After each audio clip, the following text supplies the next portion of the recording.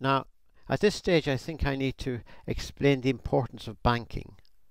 I mean, this goes back to what I said at the beginning, that, for example, the government didn't try and rescue Woolworths when it went into liquidation. An important company.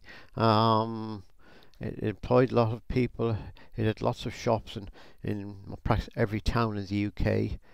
But the government didn't. It was just a company. It went into liquidation. But the banking system is different, and for this particular reason, the banking system acts as a transformation utility, I suppose, as a bridge that transforms savings into investment and mortgages. The banking system is the part of the economy that organises the money flows. In a modern economy, basically a modern economy couldn't operate without this concept of money, but a modern economy requires a banking system to organise the money flows around the economy and so on. And it's essential to understand that money flows, some way of dealing with money, is a necessary condition for economic equilibrium in a modern economy. And that essentially, we will of course go into much more detail, but that essentially is the reason why the government decided it could not let significant parts of the banking system simply go into liquidation. It couldn't allow important banks to cease trading and to disappear from the high street or to disappear from the banking system.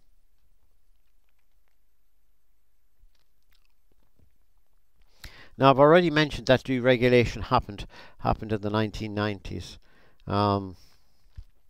Deregulation basically removed a lot of the constraints in the banking system. For example, before deregulation, high street banks were not allowed to trade in stocks and shares on their own behalf.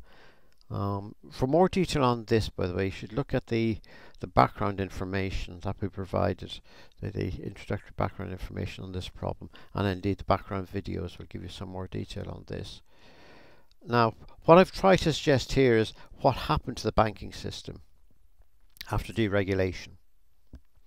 One of the important things here is that after deregulation, banking became a global market. The money market became global. There was very, very few restrictions on moving money around the globe and dealing with foreign banks and so on. That is essentially something significantly different if you went back to the 1960s or 70s.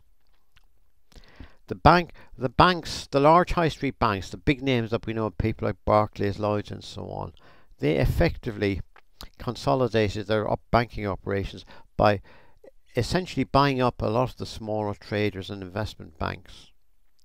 Now, the banking system essentially started trading on these things, these securitized investment vehicles and the collateralized debt obligation vehicles that developed in the 1990s and the early parts of this century.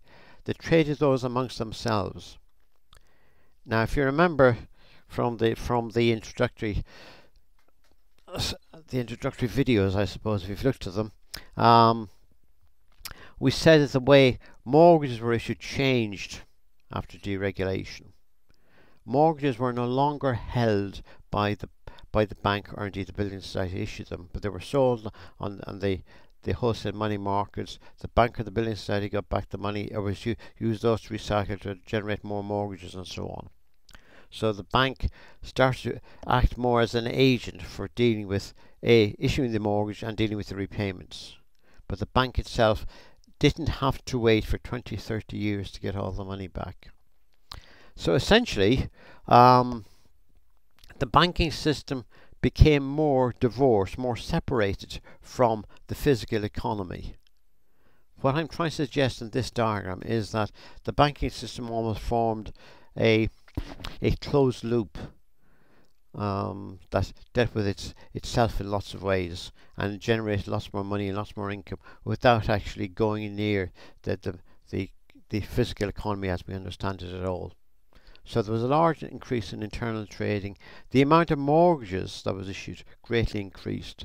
Now, the reason for that is simply if the banks are making more money, if they're issuing mortgages, selling them on and getting the money back, they have to keep cycling this money around. Because remember that for a bank, its product is selling money. It cannot make a profit unless it uses the money, it passes the money on to somebody else, gets an increase, loans it out and so on.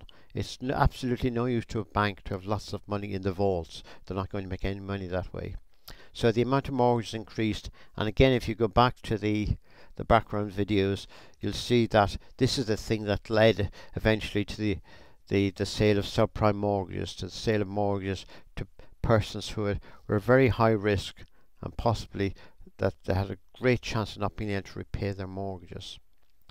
So in terms of the whole economy, if you sort of draw back and look at this picture now, you see two things seem to happen here. The amount of mortgages increased greatly, and of course the amount of loans issued with security in households increased greatly as well, as indeed did all such consumer credit. You can take the mortgages loop here as being sort of shorthand for meaning all types of credit issued to households, which they would have to repay back to the bank eventually. Now, the other thing that may have happened, and there's still some controversy here, that the banking system may have increased their lending, their investment in the productive economy. There is indeed some doubts about this. As I say, it's quite controversial, but it certainly isn't at all obvious that there was a large increase in investment in the productive sector. There was a very, very huge increase in the amount of mortgages and consumer credit that was issued by the banking system. So that's after deregulation.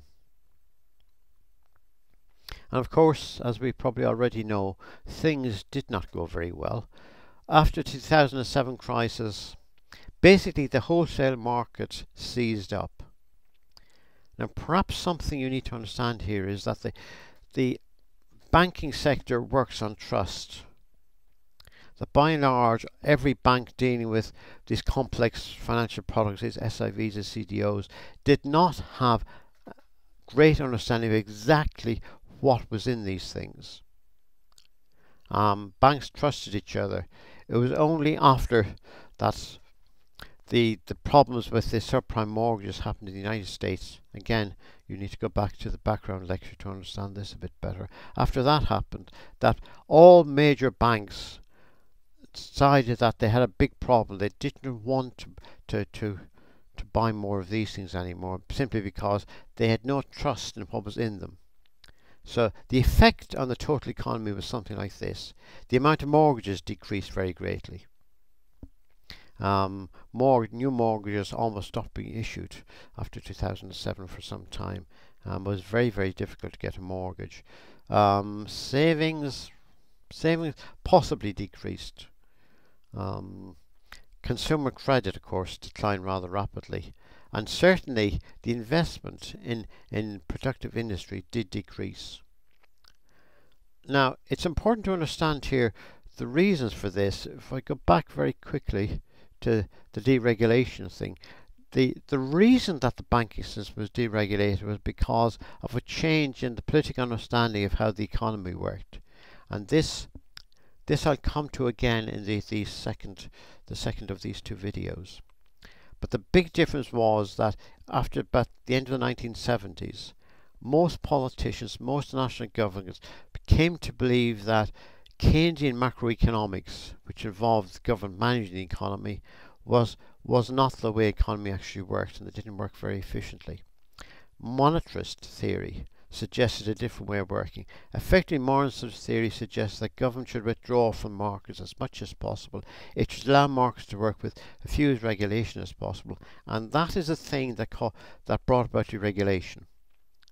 And that is a thing that appeared to, for perhaps a decade, appeared to suggest that the banking system being freed of lots of regulation, being allowed to operate more freely, was actually being far more efficient and was making far more money. However, our problem in 2007 was the whole thing ground to a halt. So the second video takes the story up from there and tries to explain how it is that governments try to deal with this.